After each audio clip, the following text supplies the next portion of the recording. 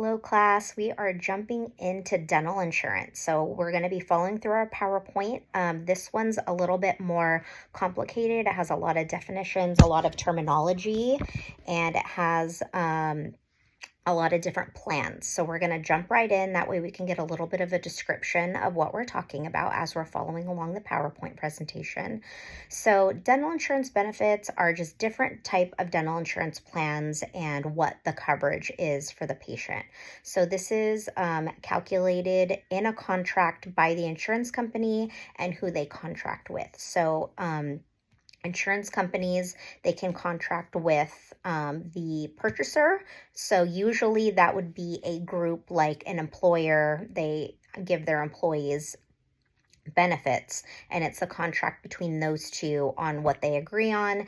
And then the subscriber is going to be the employee or the person that is in charge of the policy. So for example, those that have families on their plan, the children would be under the policy, but the person, either dad or mom, who's ever work, is supporting the policy, they're going to be the subscriber. So this is going to be something that you're going to want to remember for quizzes and final of what the subscriber is. They are the policy holder, they're in charge of the company or of the policy, or they're the employee that is getting it through their work. So fee for service is what the company contracts with an individual dental insurance plan. So they're going to charge a certain fee for the service that they're going to be providing. So something that you're going to want to know is a fee for service. They use UCR fees. So you'll want to remember what the definition of UCR is. So that's usual, customary, and reasonable fees.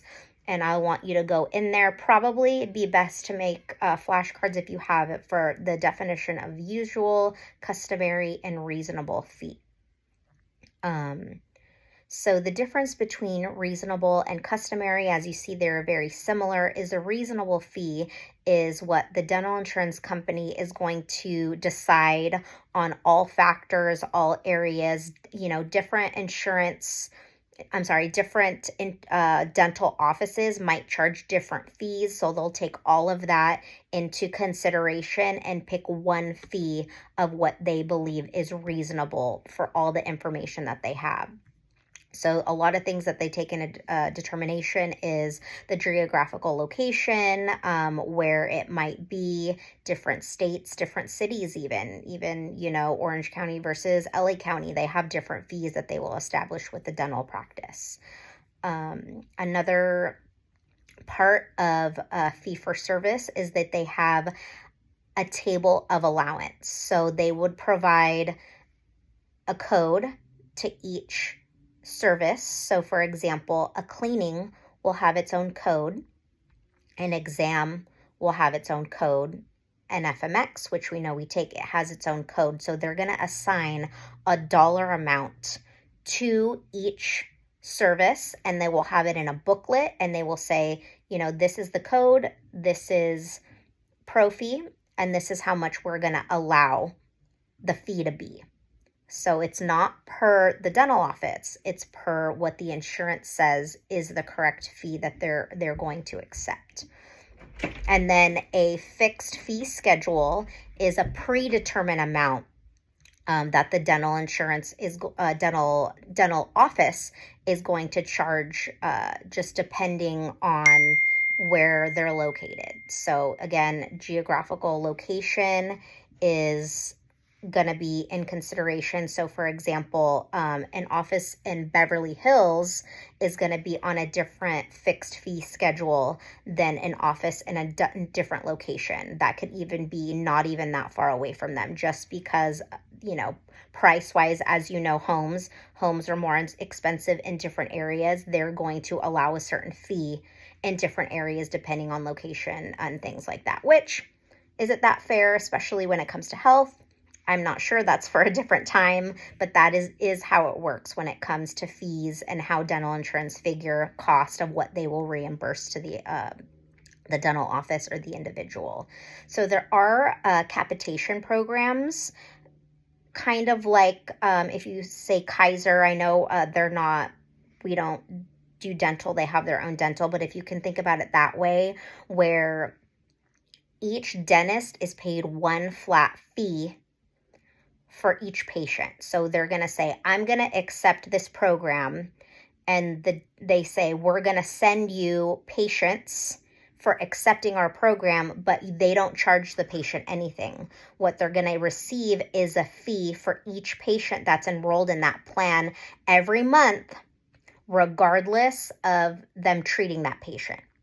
So if the patient doesn't come in for their pro fees, they don't come in for their dental treatment, they don't come in for anything, they still get paid for having that patient come in.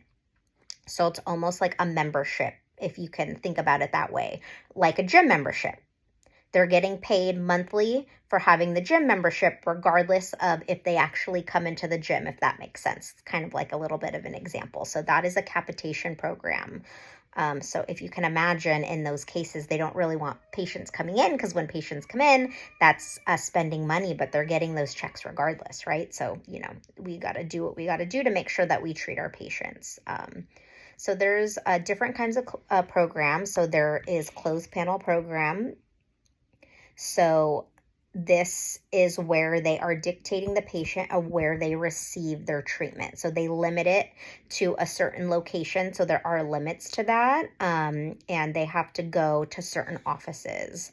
There's also franchise dentistry, and what this means is that a dentist or a corporation owns multiple offices, and they have different locations. So maybe like a Western Dental, they have different locations and it's owned by one entity. Or maybe a specific doctor decides to open up multiple practices. That is franchising dentistry. Just kind of like fast food. Fast food has different franchises in their restaurants.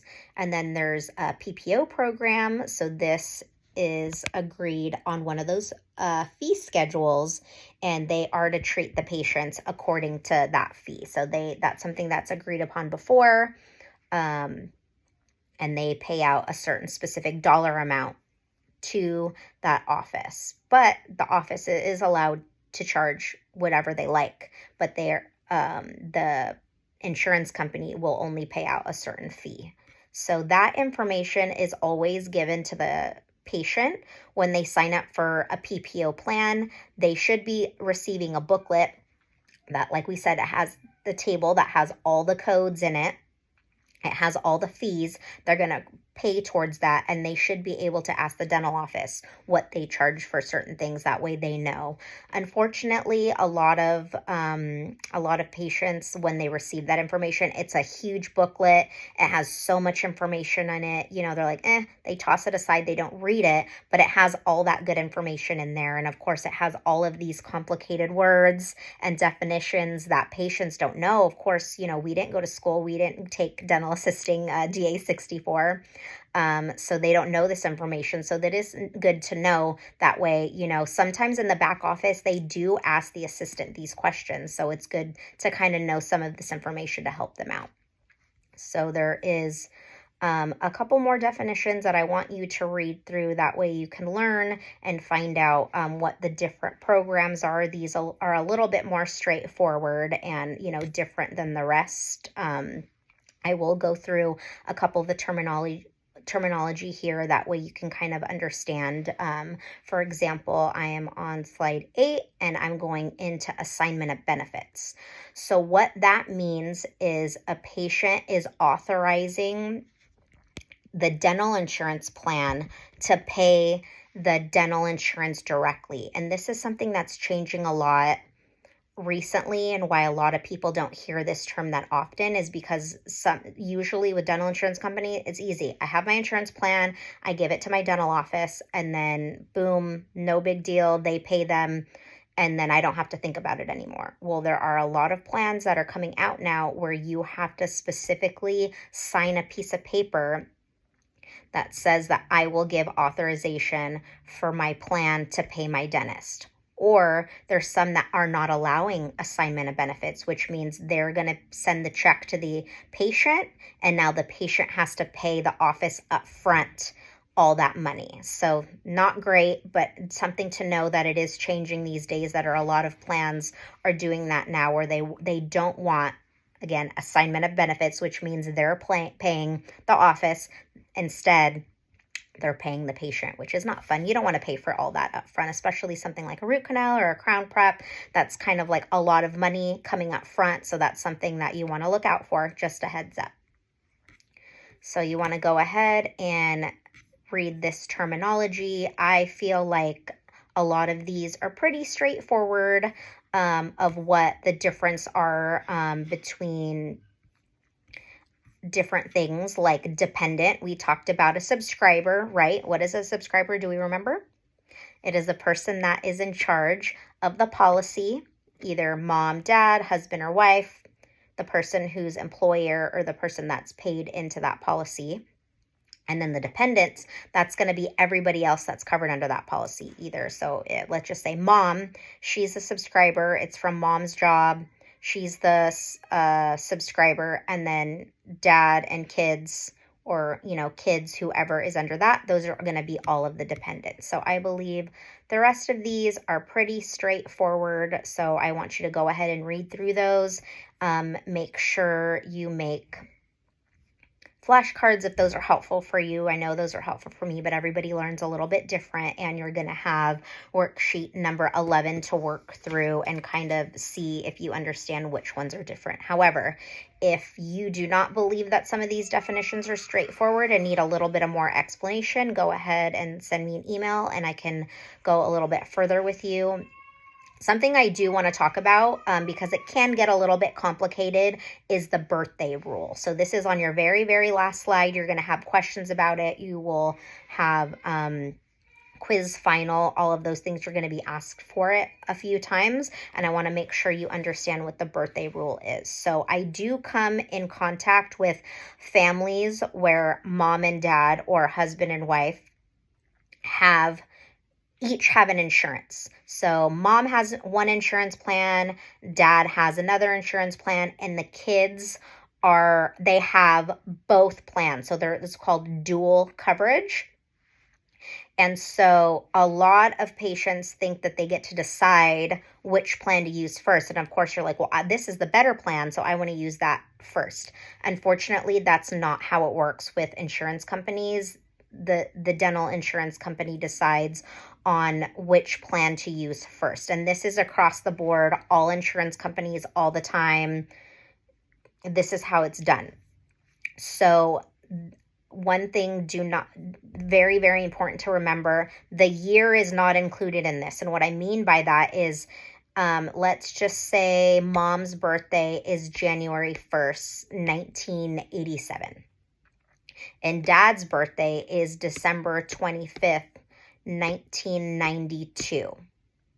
Because dad's born first in the calendar year, that does not, in the years 1992 becomes 1997, that is not included. It's not about age.